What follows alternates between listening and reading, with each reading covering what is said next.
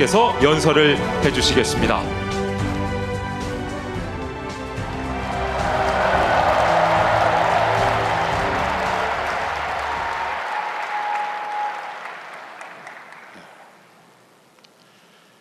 존경하는 민주평통 위원 여러분, 준비된 말씀을 드리기 전에 이 말씀을 하나 먼저 드리고 싶습니다.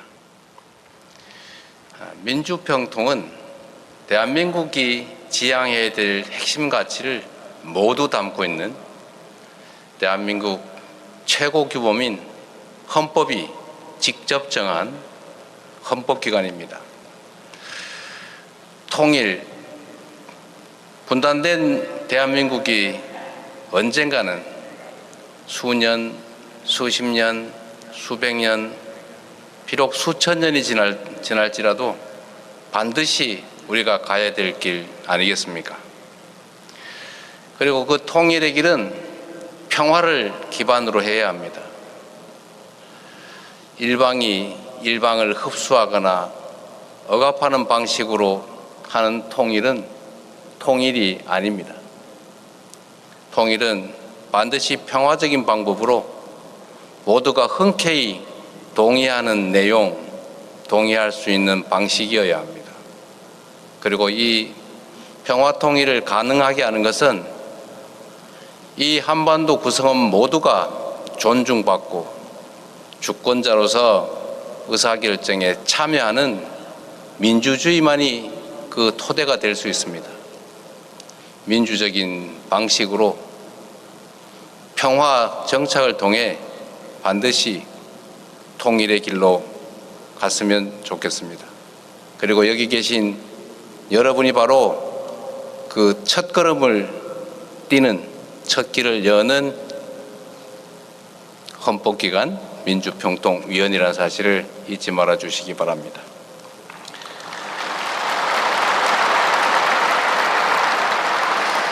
존경하는 국민 여러분, 이해찬 수석 부의장님과 국내외 각지에서 오신 제22기 민주평화통일자문회의 위원님 여러분, 참으로 반갑습니다.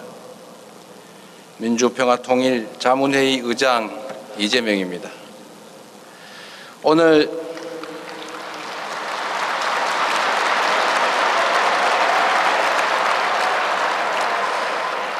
오늘 이 뜻깊은 민주평통 출범회의에서 여러분을 만나 뵙게 되어 참으로 기쁘고 또 한편으로 그 이름에 담긴 무게를 생각하면 무거운 책임감을 느낍니다.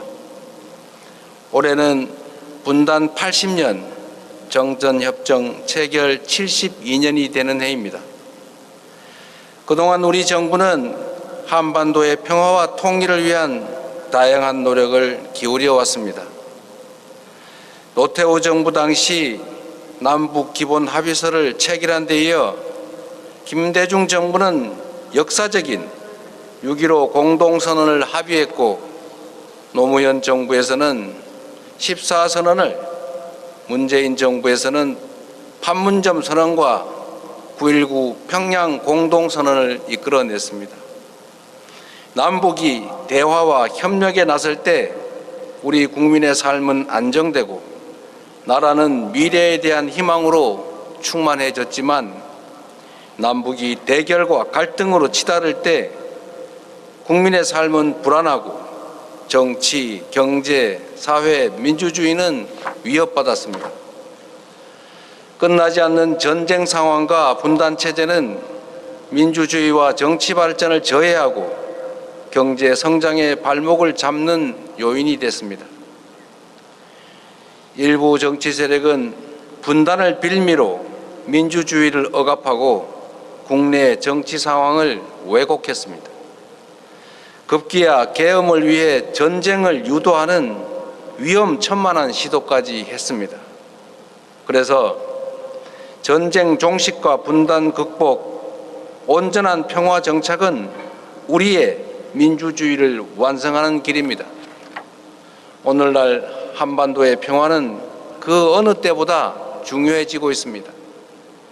전 세계적 범위에서 갈등과 충돌이 빈번해지고 자국 중심주의가 두드러지고 있습니다. 오직 국익을 중심으로 경쟁하면서도 한편으로 협력하는 것이 세계적 흐름입니다. 미국도 중국과 격하게 부딪히는 것 같지만 또 한편으로는 필요한 부분에서 대화하고 협력합니다. 그런데 유독 남과 북만은 대화와 협력 없이 끊임없이 서로 적대하고 갈등합니다. 남북 대화는 유례 없이 장기간 중단되어 있고 북측은 적대적 두 국가 관계를 내세우고 있습니다.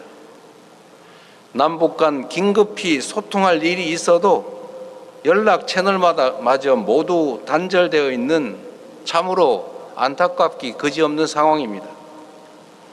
이제 우리에게 놓인 시대적 과제는 남북 간 적대와 대결을 종식하고 평화 공존의 새로운 남북 관계를 만드는 것입니다. 비록 지금은 대화와 협력이 단절되어 있지만 우리가 진정성을 가지고 먼저 손을 내밀어 인내심 있게 노력해 나가면 북측의 태도 역시 변할 수 있다고 확신합니다.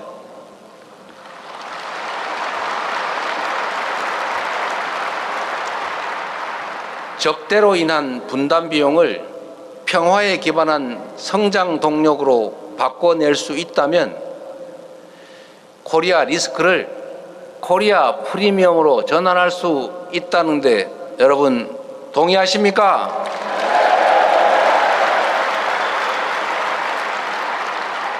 평화는 성장의 다른 말이자 번영의 동력입니다. 평화가 경제이고 평화가 밥이고 평화가 민생이고 평화가 바로 실용입니다. 싸워서 이기는 것보다 싸울 필요가 없는 상태, 즉 평화를 튼튼하게 구축하는 것이 남북 모두에게 최고의 선택이자 가장 확실한 안보 맞습니까?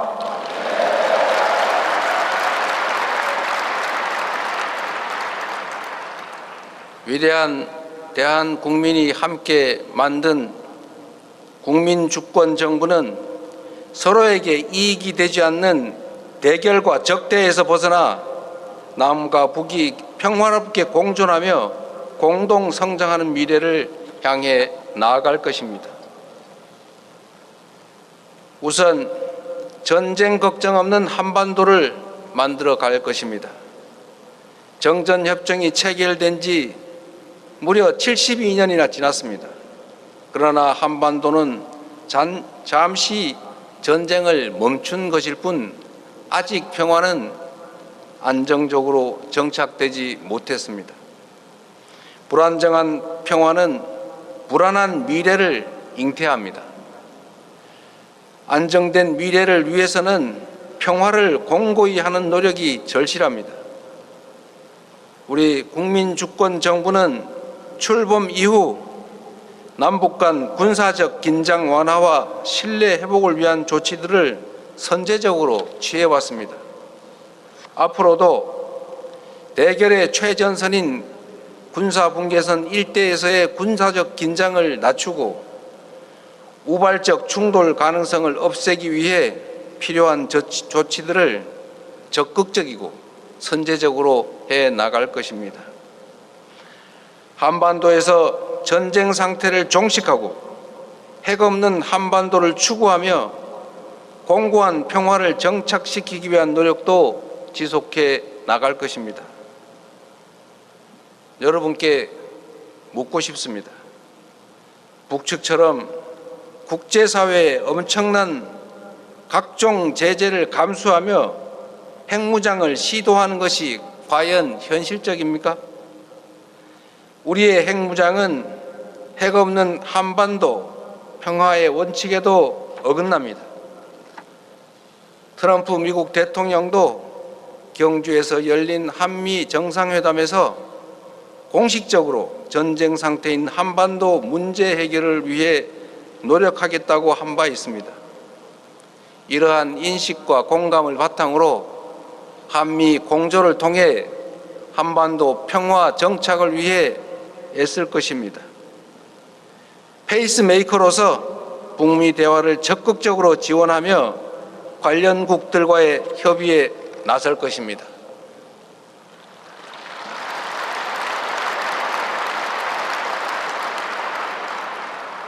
다음으로 평화 공존의 새 시대를 향해 나아가겠습니다. 지난날 남북 간 합의가 이행되지 못하고 대결의 기운이 높아졌던 것은 유감입니다. 남북 대화 복원은 평화 공존의 미래를 열기 위한 필수 조건입니다. 모든 문제는 대화로 얼마든지 풀어나갈 수 있습니다. 만나서 마주하지 않으면 오해가 쌓이고, 오해가 쌓이면 불신이 생기고, 시간이 지날수록 불신의 벽이 높아집니다. 7년째 중단된 남북 대화를 되살리는 것부터가 평화 공존의 새로운 남북 관계의 출발점이 될 것입니다. 우발적 군사 충돌 방지부터 분단으로 인한 인간적 고통 해소, 나아가 남북 간 다양한 현안을 논의하기 위한 만남을 반드시 시작해야 합니다. 허심탄회한 대화 재개를 위해 우선적으로 남북 간 연락 채널 복구를 제안합니다.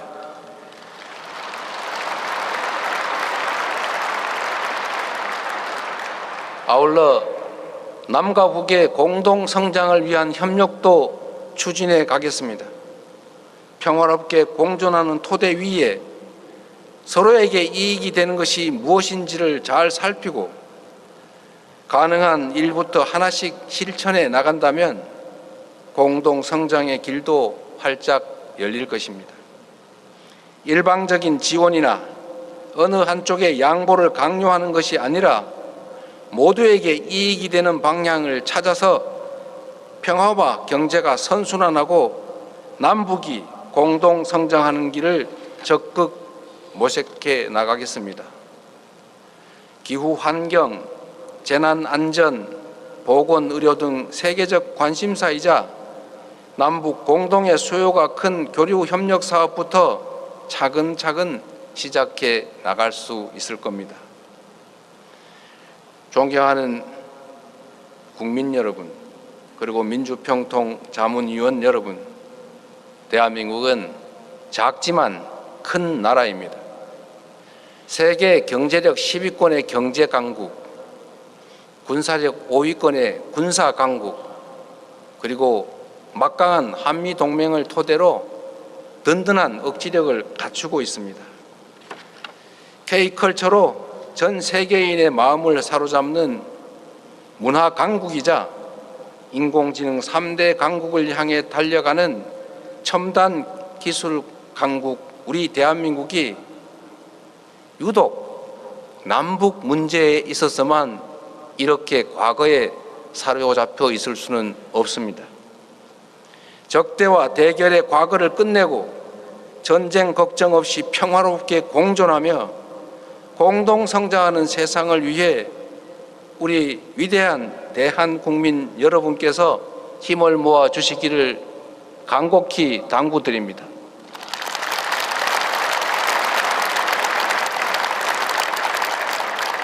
그 과정에서 바로 이 자리에 함께하신 민주평통 자문위원 여러분의 역할이 중요합니다.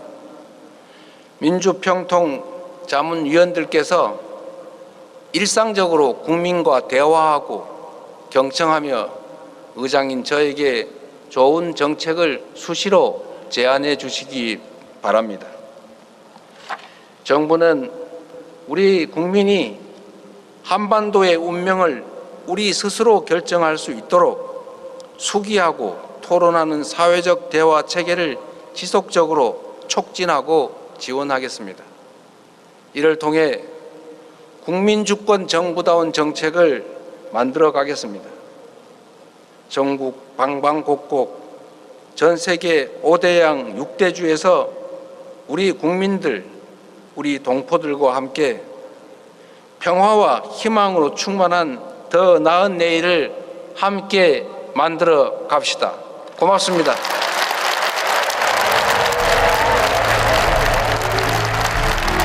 자, 다시 한번 대통령님께 큰 박수 부탁드리겠습니다. 대통령님께서 말씀해 주신 바와 같이 우리 자문위원들은 국민과 함께 성심을 다해 앞장서도록 하겠습니다. 민주평화통일자문회의 의장이신 대통령께서 연설을 해주셨습니다. 다시 한번 감사합니다. 자, 계속해서 다음은 이해찬 민주평화통일자문회의 수석 부의장께서 제22기 활동 방향에 대한 보고를 하겠습니다.